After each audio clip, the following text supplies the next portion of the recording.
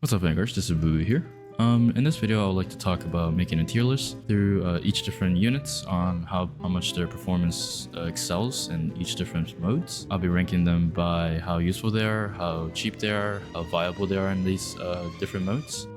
As of right now, I am level 67. I have played quite a bit, and I have a lot of units at level 50. I've tried out every legendaries and some of the epics, and evolved all the mythics, and got one only secret. But this is gonna be my personal ranking tier list. I think that a lot of other tier lists really avoids including epics and legendaries. So let's just get right into it.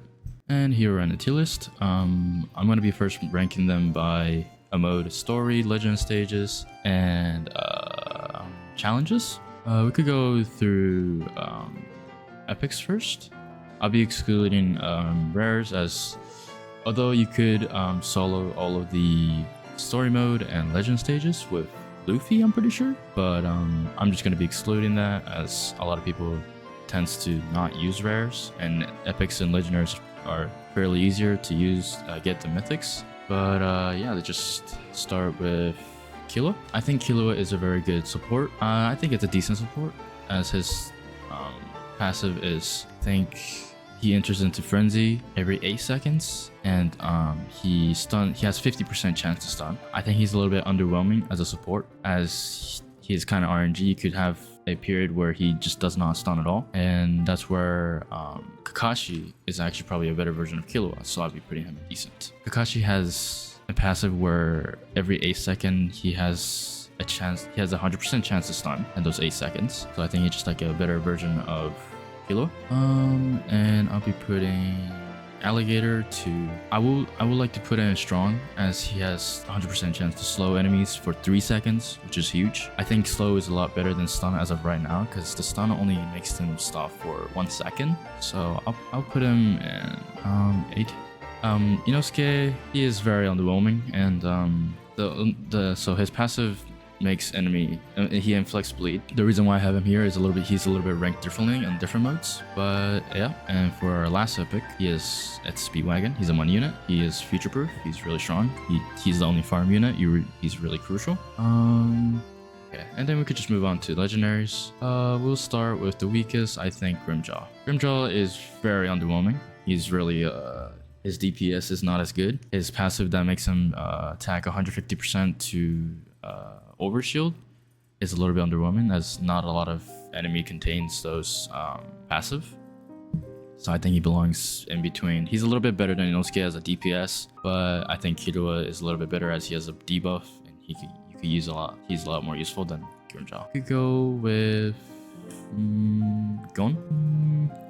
I would like to put him in A, but I think I'll put him in B. I think he will be S before the nerf that he just got. He hit for like 17k as a bug. It was a bug where he had like no cap to how many units could be placed around him, and so that his passive just racks up insanely, and he kind of just was really strong, but now he's nerfed. I think I'll put him in decent. You could use going to solo all of the story mode, but I think there's a lot better legendaries. We can move on to Itachi. I think he's pretty strong. Not stronger than Alligator as to his passive. He's a lot more. Actually, in story mode, I think he's a lot better. But yeah, actually, I'll put Gon and C. I'll put him in B, because we have, of course, the mythics, and I don't want to put him in S. We have Kizuru. It's very good. Put him above decent, as he has multi-hit. He's a very good shield breaker. He has high DPS, and I think he's a little bit better than Itachi. Move on to Goku Black. I think Goku Black is a lot stronger. He has a really high DPS. His execution is really useful, and I think he is, in my opinion, better than Kizuru. Pain is just really strong. I put him above Alligator in story mode, and that's all for the legendaries. We move on to mythics. Let's see. We'll go with Sasuke. Sasuke is in story mode. Of course, he's strong. He's ranked differently in other modes, but he's very strong in story mode. He stuns for 1 second. He does extra damage to enemies that is stunned, and yeah, that's about it for him. Let's go with Chain. Chain is really strong. He's a lot better. She's a lot better than Sasuke. Very good AoE, good crit, but not as good in story mode, as you can't really you can't upgrade all of the Cheyenne to max level. You can't really max out any of the character to be max level. And so I think Cheyenne's a little bit on the underwhelming side, but yeah, I'll put her in A. She's better than Sasuke. And then next I'll probably put Obito. He got a nerf. He's in strong. I think he's a little bit on the expensive side, and for him to get a burn damage, you need to be on his, I think, the second to last form or upgrade, and you barely get to that. The normal stages don't really get you. I mean, you could probably have one max Obito. He'll carry. Like any of the mythic you have would be able to carry you in legend stages and story mode and challenges, but I think it's a little bit on the underwhelming side, as I don't think he's future proof. I will put Naruto as strong. I think I'll actually put him behind Chai, but his starting is really good. He has a cone.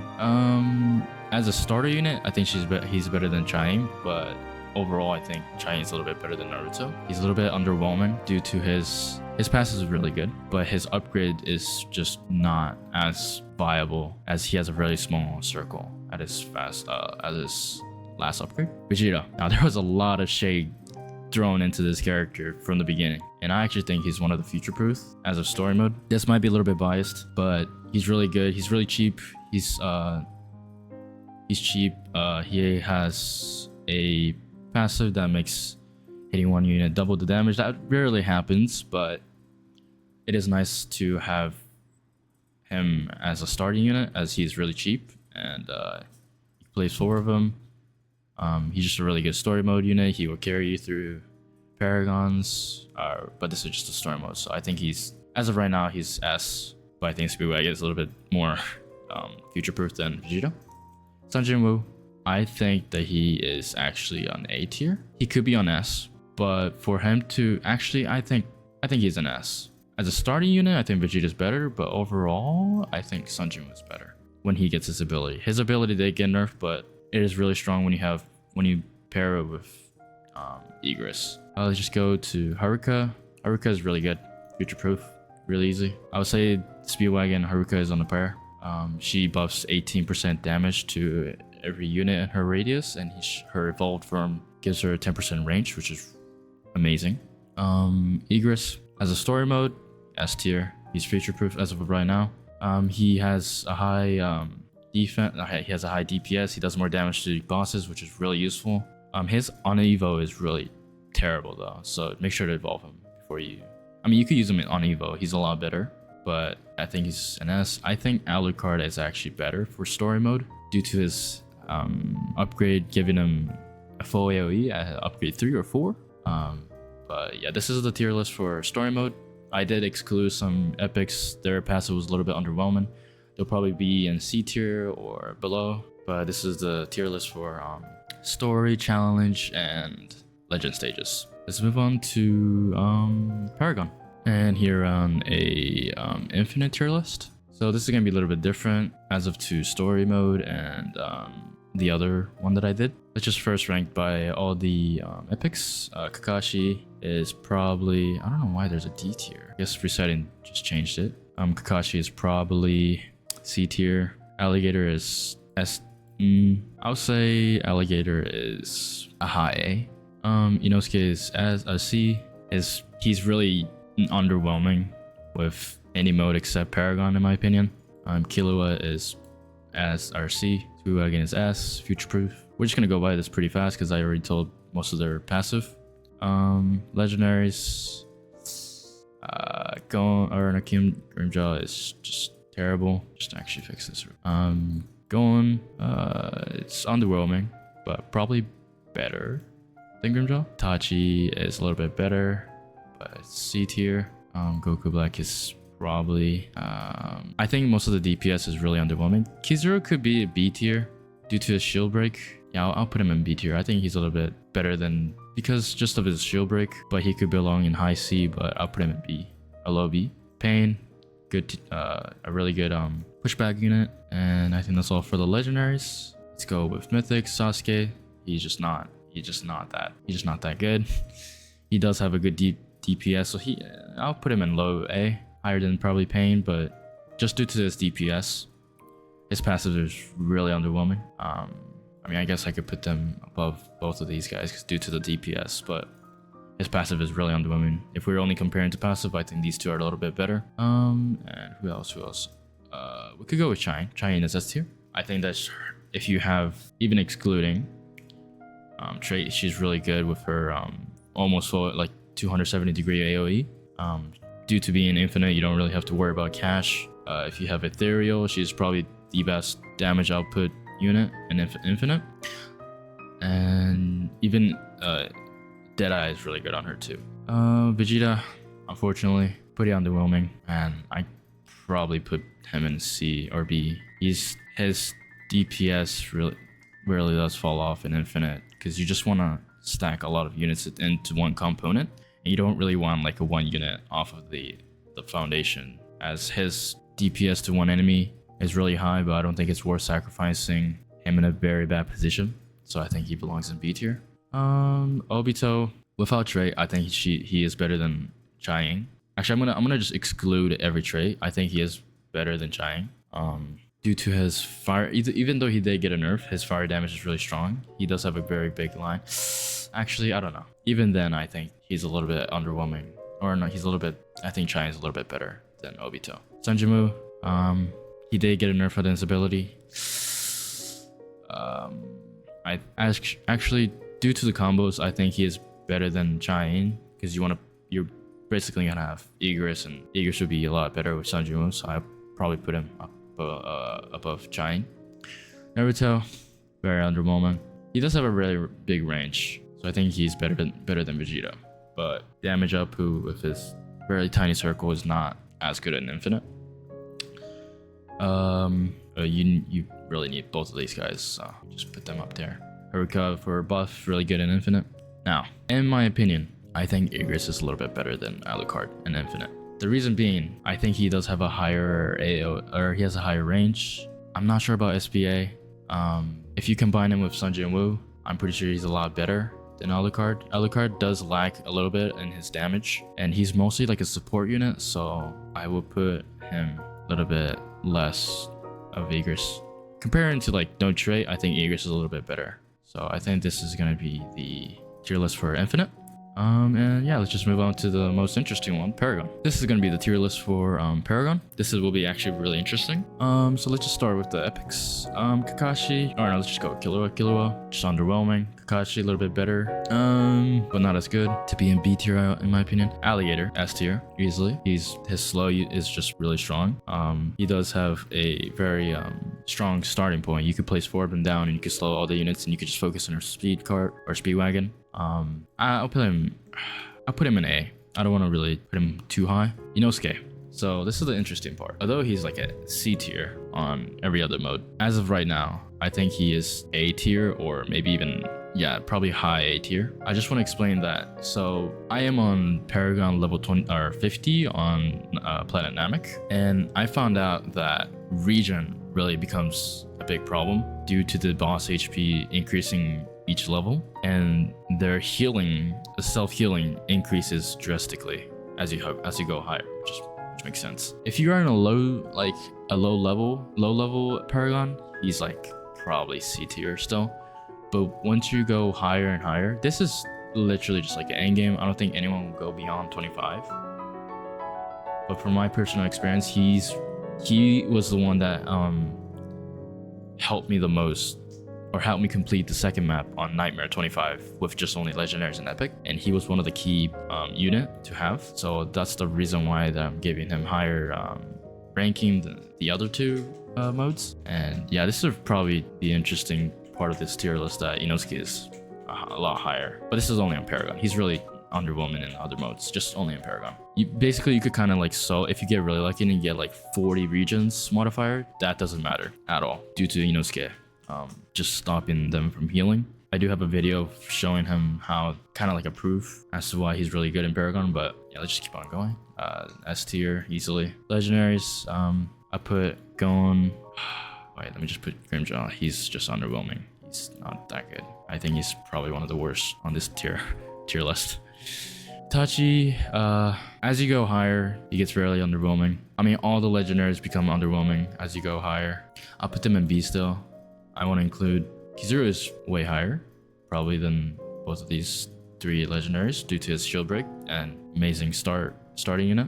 Pain, A tier. I will say a little bit lower than Alligator due to his push or to his debuff not being affected by the boss. Alligator could actually affect the boss with the slow, so I think he's a little bit better than Pain. Goku Black, probably B tier. Higher than Itachi, lower than Kizuru due to his shield break, and his execution doesn't really become too much of a his execution does become underwhelming as you go higher. I would like to put him in B because me personally, he's probably a better DPS than Kizuru, but I think they're both on par actually. But I'll probably put Kizuru better due to his shield break potential. Now let's go on to the mythics. Let's start with Sasuke.